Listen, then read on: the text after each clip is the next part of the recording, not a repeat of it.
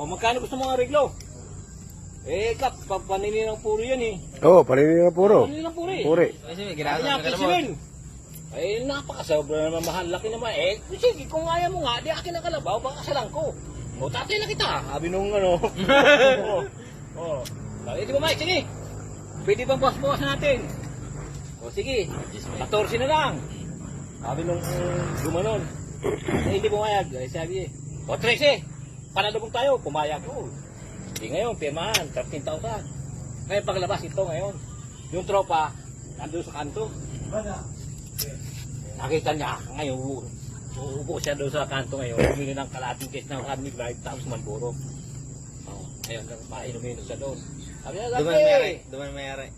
dumaan yung mga tambay na inaano siya, kahit sigarilyo din siya inalog, eh, pag-alat. Eh, ngayon siya uminom doon sa waiting shed.